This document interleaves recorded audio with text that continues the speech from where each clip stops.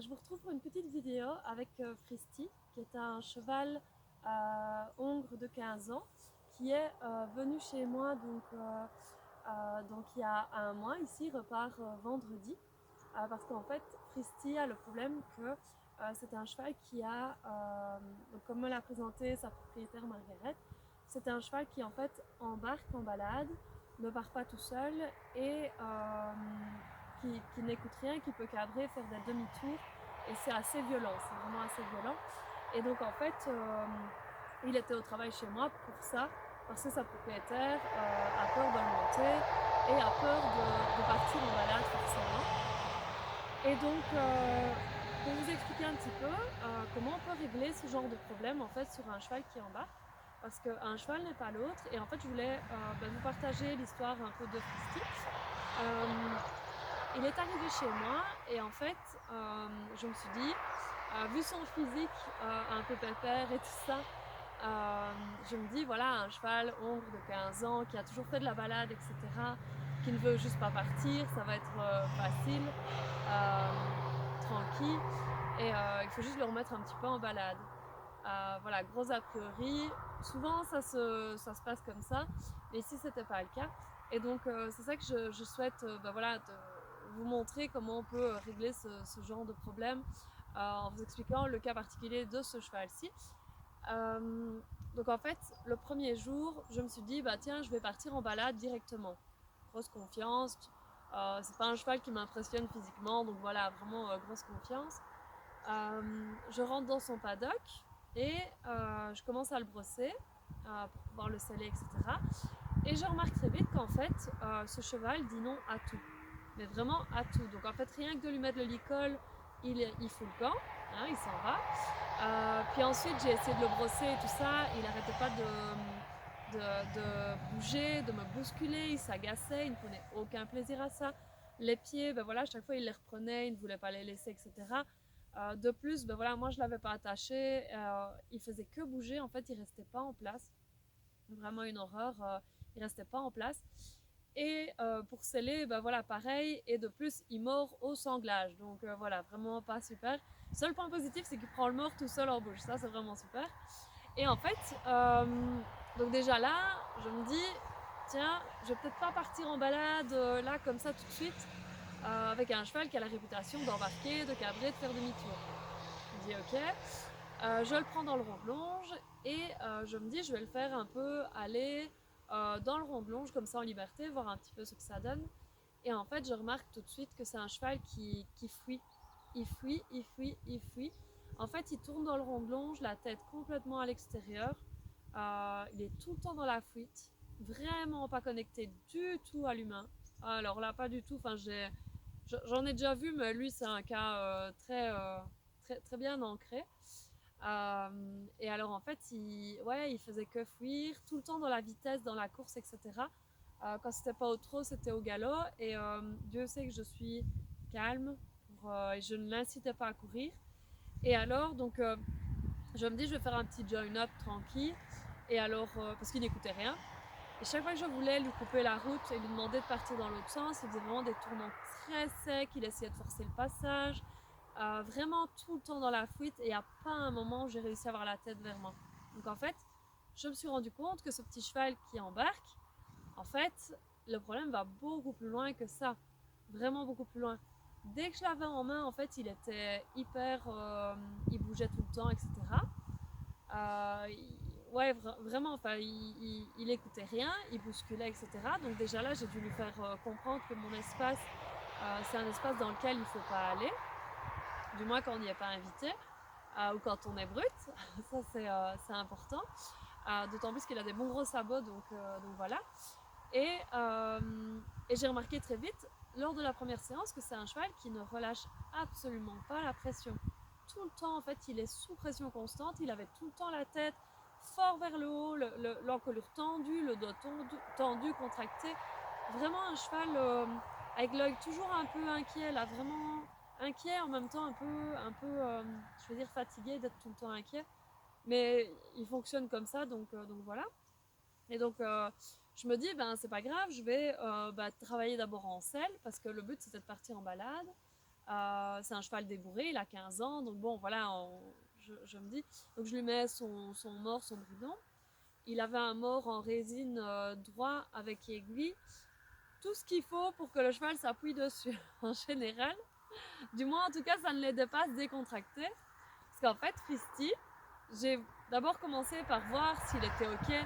Simplement de me donner la tête à gauche, à droite, hein, enfin à pied. Et pas du tout. Pas du tout. Donc en fait, dès que j'avais une action de main, je me plaçais ici à l'épaule. Dès que je mettais mon action de main pour qu'il tourne la tête avec le bridon, en fait, il tirait carrément dans l'autre sens et il s'opposait en fait. Il s'opposait. Par la suite, sa propriétaire m'a expliqué qu'en fait, même quand on était comme ça, en fait, quand elle était comme ça, dans la piste avec lui ou même nulle part, ben en fait, il reste pas en fait avec les humains. Il pouvait partir d'un coup et embarquer, etc. Ici, il a fait quand même des petits progrès hein, sur un mois. Et alors ouais, il arrêtait pas d'être tout le temps constamment dans la fuite, dans le non, vraiment tout le temps. Franchement, j'avais jamais un seul oui en fait avec ce cheval au début. Et donc j'ai travaillé. Donc c'est ça que voilà,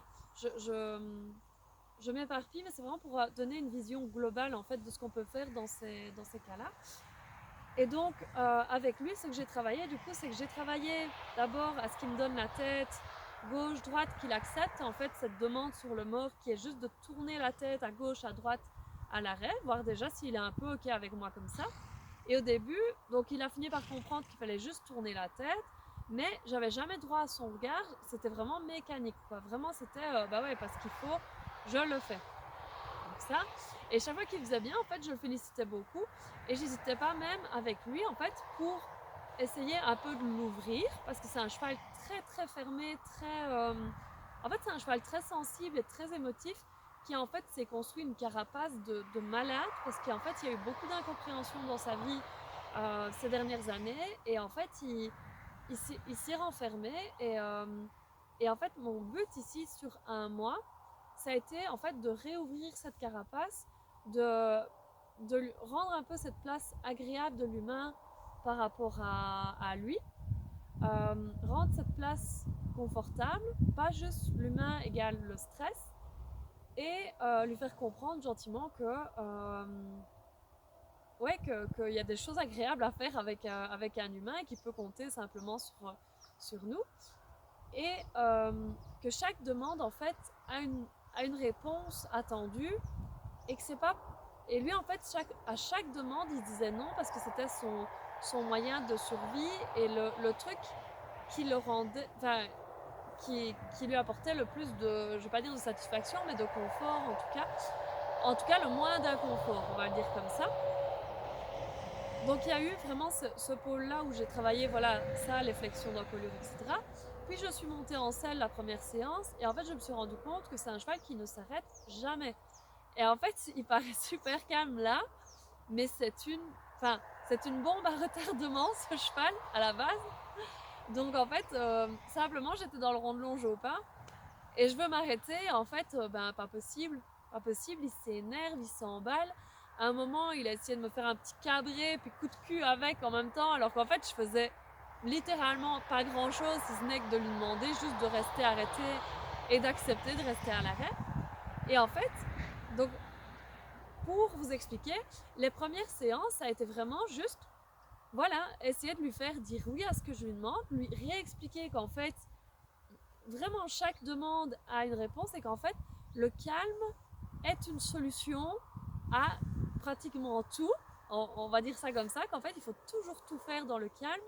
Et lui, son mode de réponse à toute demande humaine, c'était la fuite, l'opposition, le fait de se tendre. Beaucoup, c'est un cheval qui est très figé, qui a vraiment tendance à figer au niveau de la bouche aussi.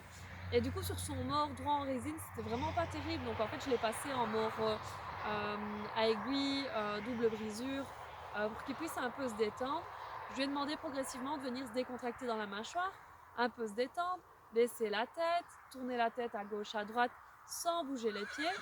Et en fait, sa propriétaire m'a expliqué qu'elle ne l'a jamais eu à l'arrêt, en fait, ce cheval. Et je me dis, bah oui, partir en balade avec un cheval qui ne sait pas rester à l'arrêt, en fait, c'est un peu compliqué parce que, enfin, quand est-ce qu'il a le temps de, quand quelque chose lui fait peur, de regarder la chose, de juste s'arrêter, regarder la chose et prendre le temps de se rassurer, en fait, simplement parce que un cheval, en fait, quand il a peur, il a besoin de regarder la chose, de ne pas avoir de pression et d'avoir quelqu'un sur lui qui est rassurant et qui est posé, stable, ancré et qui est là pour lui et qui lui dit juste, ben voilà, on reste, on regarde et puis alors on va redémarrer gentiment quand on aura vu qu'en fait la chose n'est pas horrible. Et lui qui était toujours dans l'action, ben en fait, il arrivait, il marche comme une balle en balade à la base, il arrivait, il voyait un truc qui faisait peur, pas grand chose, hein, il faut vraiment pas grand chose, demi-tour, si on retient, cabré, machin, et alors il embarquait. Et en fait, la première balade que j'ai fait avec lui, ça a été une horreur, mais une horreur. Franchement, j'ai cru que j'allais mourir 3 fois. Euh, je, enfin, d'habitude, je monte pas des chevaux qui sont aussi mal éduqués, vraiment.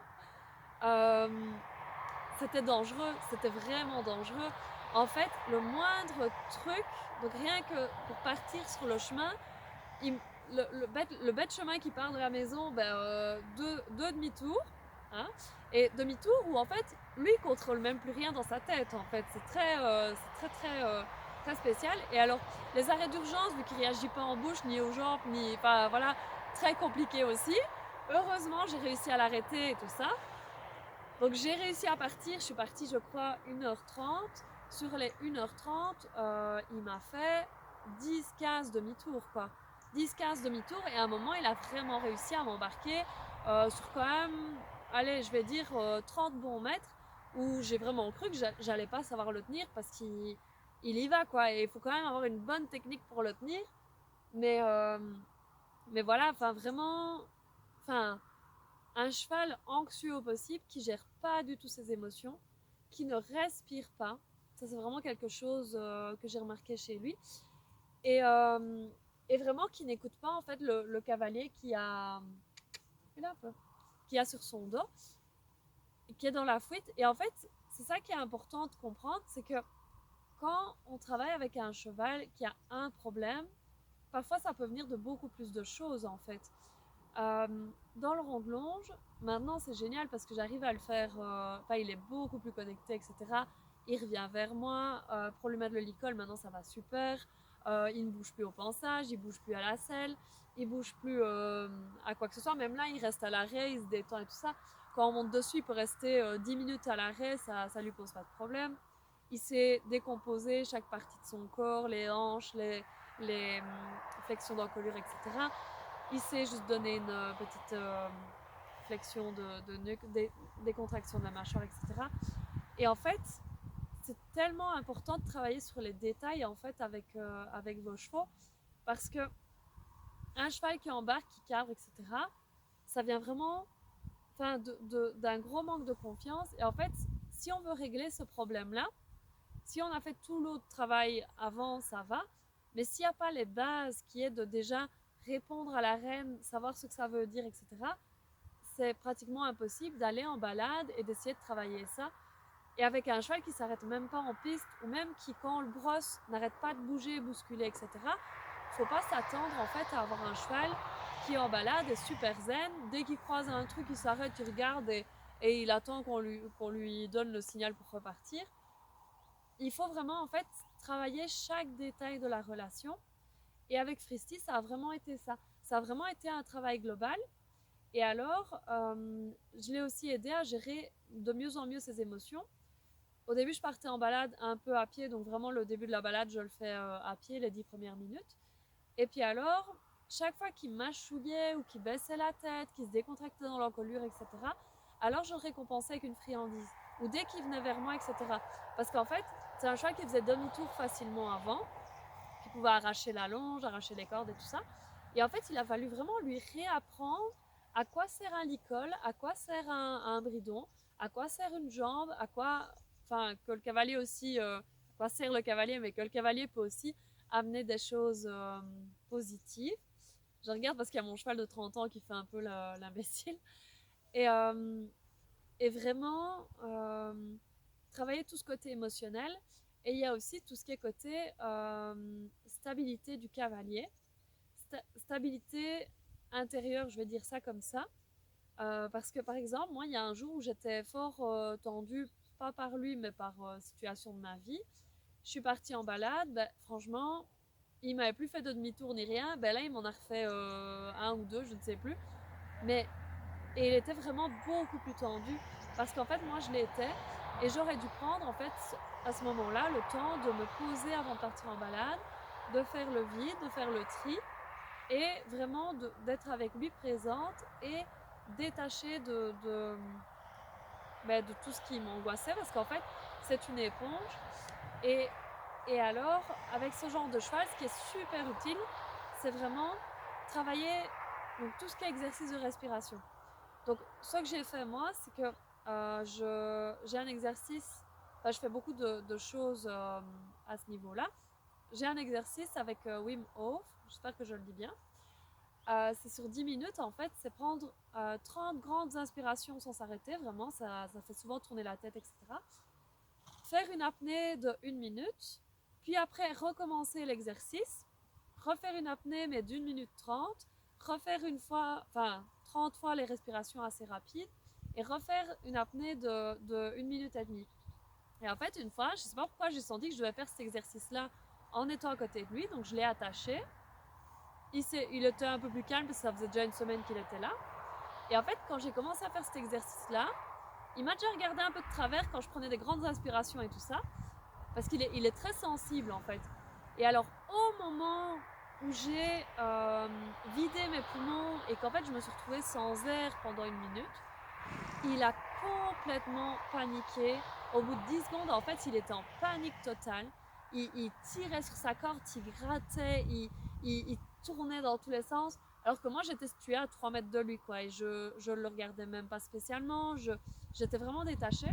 Et le fait de retenir ma respiration, en fait, il est devenu... Enfin, il s'est mis dans un état de stress, mais monumental. Et même ici, quand je parle, ben, il est un peu plus... voilà. Euh, et alors, il a commencé en fait parce qu'il a un petit peu, pas asthmatique complètement, mais il a un peu des problèmes euh, de respiration. Et en fait, il a commencé à avoir une quinte de tout pendant, je vais dire, 10 secondes. Il toussait, il toussait, il toussait, il toussait. Et alors, au moment où j'ai repris ma respiration, là, il a complètement. Allez, il s'est complètement ouvert, il m'a regardé. Et c'était assez fantastique comme expérience. Et je me suis rendu compte là qu'il avait vraiment un gros problème de gestion émotionnelle et de gestion par rapport à la respiration des gens. Donc en fait, si sa propriétaire, qui est assez stressée, retient sa respiration au moment où il y a quelque chose qui fait peur ou à tout autre moment, en fait, lui, il va partir dans son truc, mais fois 1000, en fait, parce c'est une éponge pour ça. Comme la plupart des chevaux, bien qu'il y a des chevaux qui sont un peu fermés à tout ça. Et en fait, lui qui est une éponge, il a vraiment préféré se fermer, se blinder, tout ça, devenir un cheval un peu dur, un peu ristre, etc. Alors qu'en fait, c'est un cheval vraiment très émotif, très sensible et tout ça. Et, euh, et en fait, c'est ça que je m'éparpille un petit peu, mais j'ai vraiment voulu travailler sur un mois. C'est vraiment à l'ouvrir, à lui apprendre à revenir vers les gens. Quand on l'appelle, à vraiment trouver un confort. Dès que. Un peu ici. Ouais, ben, enfin, mauvais exemple, mais. Et dès qu'on l'appelle, dès qu'on fait un. Enfin, vraiment qu'il vienne trouver son confort en fait chez nous et vraiment une espèce de stabilité que lui n'a pas forcément pour le moment. Et alors en balade, ce que j'ai fait, c'est que j'ai beaucoup travaillé au lieu d'avaler des kilomètres. Enfin, j'ai beaucoup fait de kilomètres et en même temps, après, je m'arrêtais. Je prenais le temps de respirer pendant la balade et juste de me poser. Et en fait, sa propriétaire m'a avoué qu'elle avait jamais fait ça, ni qu'elle s'était jamais vraiment posée avec lui.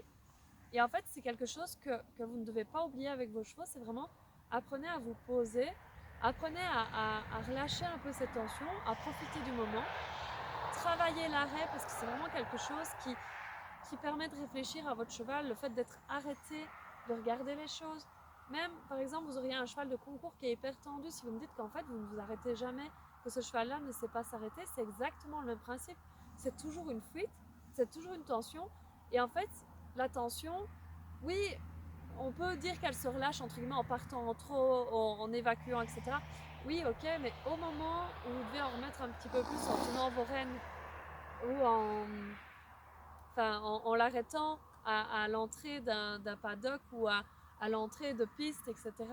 Et qu'en fait vous êtes stressé comme jamais et que vous n'avez jamais travaillé le fait de rester à l'arrêt, d'être cool là, ancré, posé, de prendre le temps de faire des gratouilles à l'arrêt, même monter sur votre cheval sans devoir tenir les rênes, rester à l'arrêt un petit peu, dès que vous êtes monté dessus, profitez, caressez-le et tout ça, c'est vraiment tellement important et ça permet en fait de vraiment éviter ce genre de problème qui s'envenime en fait au fur et à mesure des années. Parce que voilà, ce cheval a 15 ans et, et du coup en fait maintenant ce qu'il va falloir faire c'est, ici il a travaillé pendant un mois, c'est vraiment continuer ce travail-là d'apaisement chez lui et ça va vraiment passer par un travail de calme intérieur, de calme pour lui, de respiration.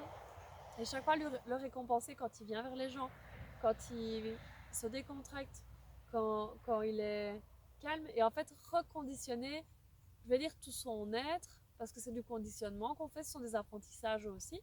Et vraiment lui réapprendre qu'en fait, il y a tellement de confort à aller chercher dans le rien faire et la décontraction, en fait, finalement.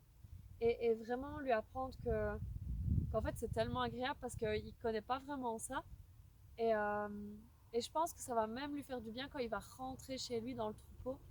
Je pense que ça va vraiment lui faire du bien parce que sa propriétaire me dit que c'est déjà un autre cheval, il est beaucoup plus calme, beaucoup plus posé. Et, euh, et voilà, je voulais vous expliquer un petit peu voilà, comment gérer tout ça. Maintenant, quand je vais en balade, forcément, j'ai plus de demi-tour, j'ai un cheval beaucoup plus calme, il marche beaucoup plus lentement aussi, il est beaucoup moins dans la fuite parce qu'avant c'était costaud quoi. Franchement, et physiquement pour lui c'était costaud aussi parce qu'il cavalait quoi, et vraiment il cavalait.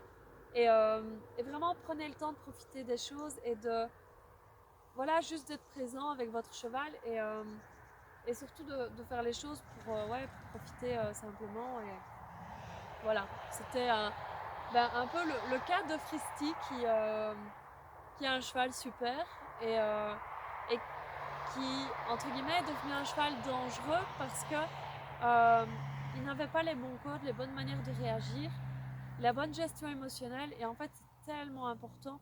Ce sont des animaux qui ont vraiment, enfin, une grande puissance et une grande force. C'est des animaux qui peuvent être vite dangereux et c'est super important en fait d'avoir un cheval qui est bien dans sa tête, bien dans son corps aussi, parce que bien dans la tête veut dire aussi que le corps se relâche et inversement, si le corps se relâche, la tête se relâche aussi, ça va de pair. Et, euh, et voilà, c'était vraiment le mot pour dire que quand on a un problème comme ça avec un cheval, il y a autant la partie aussi travail du cavalier sur la gestion émotionnelle du cavalier et travail sur le cheval, gestion émotionnelle, gestion, éducation aussi, et tout ça. Donc voilà, j'espère que cette vidéo pourra vous aider. N'hésitez pas à me laisser un petit commentaire si vous le souhaitez. Et cette vidéo fait partie aussi de ma toute nouvelle formation en ligne que j'ai pas encore publiée, mais je vais lancer les inscriptions bientôt pour juste quelques personnes pour pouvoir continuer à la construire et à évoluer là-dedans et pouvoir aider toujours plus de couples cavaliers-chevaux à mieux se comprendre et à profiter des plaisirs de la vie et de leurs relations, etc. Donc voilà. À tout bientôt, passez une belle soirée.